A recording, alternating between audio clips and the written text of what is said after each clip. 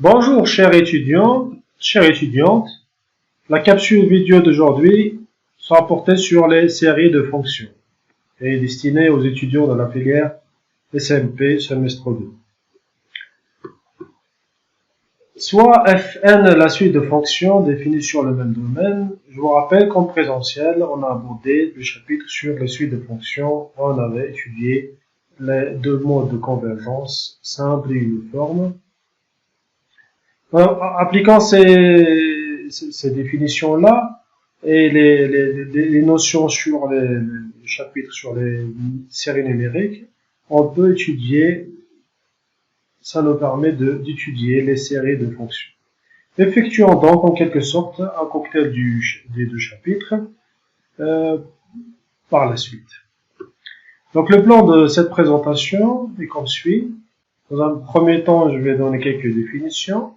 Puis après, énoncer les définitions des convergences simples, absolues, uniformes et normales, et donner quelques exemples et résultats. Puis après, vers la fin, je vais donner quelques liens entre les modes de convergence et trois illustrations. Donc, comme j'ai dit, dans la suite, la fonction Fn, les fonctions f de la suite Fn sont supposées définies sur un même intervalle I de R. Et la suite des sommes partielles associées à cette suite de fonctions est définie comme suit. Donc, Sn, c'est la somme des Fk avec K entre 0 et grand N. Et on dira que la série de fonctions sigma Fn converge si seulement si la suite des sommes partielles Sn converge. Ça veut dire on peut utiliser les définitions qu'on a vues pour les suites de fonctions. Parce que dans ce cas-là, Sn c'est une suite de fonctions. Et on dira que la série diverge de la même manière si seulement si Sn diverge. Alors, lorsque la série sigma Fn est convergente, ce nombre-là est bien défini, il s'appelle somme de la série de fonctions. Et on note S égale à la somme de 0 jusqu'à l'infini des Fk. Et la suite Rn définie par, c'est la suite reste de la série, définie par cette limite-là, S moins Sn. Et elle est appelée, comme j'ai dit, reste d'ordre n. Comme vous venez de voir, on retrouve bien sûr que pour les séries de fonctions, les mêmes définitions vues précédemment pour les séries numériques. Et ainsi, même chose pour les résultats si on fixe la variable x. Ça veut dire si je fixe la variable x, je serai amené à une suite ou bien série de séries numériques.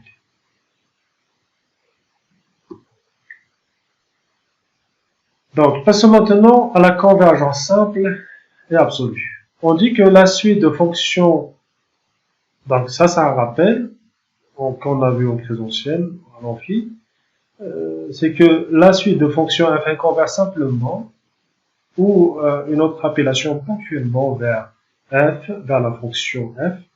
Et si l'élément limite, c'est pas un réel, mais c'est une fonction f. Voilà, si pour tout x appartient à i, la suite numérique f de nx tend vers f de x. Autrement dit, on a cette définition. Voilà.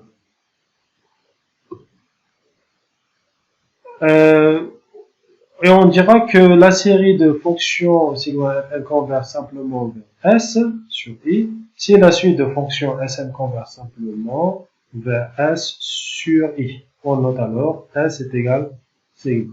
Voilà. Donc ici, qu'est-ce que j'ai fait? J'ai rappelé la définition de la convergence simple des suites de fonctions. Puis après, on avait dit qu'une série de fonctions converge simplement si et seulement si sa suite de sommes partielles converge simplement. Et cette suite de sommes partielles, c'est une suite de fonctions. Voilà. Donc, pour montrer une telle convergence, il faut montrer ceci. La série de fonctions sigma de Fn converge absolument si la série sigma avec valeur absolue de fn convergent simplement. Un exemple, soit l'intervalle i, c'est l'intervalle ouvert moins 1, la suite de, le terme de la suite de fonctions en général c'est x puissance n. Alors, on peut, c'est une suite géométrique, on peut appliquer ça ici. Donc, la suite somme est égale à 1 moins x puissance n plus 1 sur 1 moins x. Et la série de fonctions sigma fn est convergente simplement, et les deux sommes, c'est s de x qui est défini comme ça. S de x est égal à 1 sur 1 moins x. Donc, puisque x ici, il est dans l'intervalle i, qui est moins 1, c'est l'intervalle ouvert moins 1, alors lorsque n tend vers plus l'infini, ceci tend vers 1 sur 1 moins x. Pour la convergence absolue, soit cet exemple, je prends la série de fonctions x puissance n sur n factoriel. Donc, pour la convergence absolue, donc il faut faire une valeur absolue ici. Et on peut montrer qu'en fixant le x, je peux montrer en utilisant la règle de l'envers que cette série numérique est convergente, ce qui donne la convergence absolue de la série x puissance 1 sur n factoriel. Et sa somme est la fonction exponentielle. Comme on a vu pour le chapitre sur les séries numériques, l'absolument convergence aussi implique la convergence simple pour les séries de fonctions. Et on a cette inégalité triangulaire. Pour la démonstration, fixer le x dans i, on obtient que, puisqu'on a l'absolument convergence, alors la série numérique avec x ici, elle est fixée. Donc la série numérique fn de x en valeur absolue est convergente par l'hypothèse. Donc, puisqu'on a la convergence absolue, alors on a la convergence simple pour la série numérique. C'est exactement dire que la série de fonctions converge simplement sur elle. Attention, la réciproque ici n'est pas vraie. Un exemple, un contre-exemple, c'est la série moins 1 puissance n sur ratio de x carré plus n carré. On a la convergence simple, oui, c'est en utilisant le critère, donc lorsqu'il s'agit d'une convergence simple, ça veut dire fixer le x dans R. Et en utilisant le critère des séries alternées, le an ici, pour un x fixé, c'est 1 sur racine de x carré plus n carré. Voilà. Et puisque ça c'est positif et décroît vers 0, alors on peut dire que ça c'est convergent. Mais pour l'absolument convergence, on l'a pas, parce que si vous passez par la valeur absolue, donc ce terme-là est équivalent à 1 sur n, qui est une série harmonique divergente. Voyons cet exercice. Prenons cet exemple-là, série de x puissance n sur l'intervalle moins 1 et 1. Donc c'est l'intervalle semi-ouvert. Pour la convergence simple, on l'a parce que sur moins 1, 1 ouvert, sur moins 1, 1 ouvert, on peut montrer que ça converge simplement lorsque vous fixez le x, vous pouvez montrer que ça c'est convergent en appliquant bien sûr le critère d'Abel. Et puis pour le cas particulier x égale à moins 1, vous pouvez montrer que ça c'est convergent en utilisant le critère des séries alternées. Parce que ça sera c'est moins 1 puissance n sur n. Mais pour l'absolument convergence, on l'a pas sur cet intervalle semi-ouvert parce que en 1 ici, ça va donner la série harmonique qui est divergente. Passons maintenant à un autre mode de convergence qui est la convergence uniforme. On définit de la même façon que pour une suite de fonctions, la convergence uniforme d'une série de fonctions. Voilà, on dira que la série de fonctions sigma de fn converge uniformément vers S sur I si la suite de fonctions somme converge uniformément. Cela veut dire que la limite sup, la limite du sup du reste est égale à 0. Comme exemple, prenons cet exemple-là, d'une série géométrique. Elle est convergente uniformément, mais sur moins alpha avec un alpha positif entre 0 et 1. En effet, le reste de cette série-là, c'est x puissance n plus 1 sur 1 moins x. Son sup est inférieur. Donc, on a x puissance n plus 1 sur 1 moins x est inférieur en valeur absolue est inférieur à alpha sur n plus 1 sur 1 moins alpha. Donc, vous pouvez passer au sup. Voilà. Et comme ceci tend vers 0, et ça c'est positif, donc la limite sup du reste est égale à 0, ce qui montre la convergence uniforme. Donc les deux modes, je tiens votre attention que les deux modes de convergence absolue uniforme ne sont pas comparables. Donc qu'est-ce qu'on vient de dire? On vient de dire que la convergence absolue implique la convergence simple. Et on vient d'introduire la convergence uniforme. Et cette convergence uniforme ça implique la convergence simple. Mais les deux modes de convergence absolue et uniforme ne sont pas comparables. Ça veut dire l'un n'implique pas l'autre. Exemple, cette série-là, elle est convergente uniformément, mais non absolument convergente. Pourquoi elle n'est pas absolument convergente? Lorsque vous passez à la valeur absolue, ceci c'est une série harmonique. Vous voyez ici qu'il n'y a pas d'x, donc il est constante par rapport à x. Ça veut dire que les séries numériques, c'est un cas particulier des séries de fonctions. Mais pourquoi elle est convergente uniformément? Donc, puisque ça, c'est une série alternée, on peut la majorer par son premier terme, qui est 1 sur n plus 1. Voilà, qui est 1 sur n plus 1.